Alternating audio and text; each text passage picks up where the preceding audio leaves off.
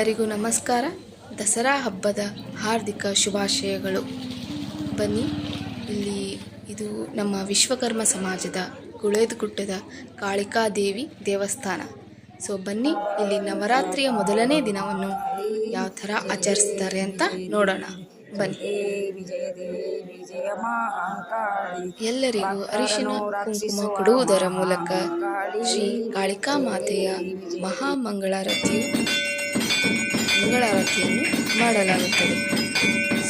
ಎಲ್ಲರಿಗೂ ತಾಯಿ ಕಾಳಿಕಾದೇವಿ ಒಳ್ಳೆಯದು ಮಾಡಲಿ ಎಂದು ಮತ್ತೊಮ್ಮೆ ನವರಾತ್ರಿ ಹಬ್ಬದ ಹಾರ್ದಿಕ ಶುಭಾಶಯಗಳು.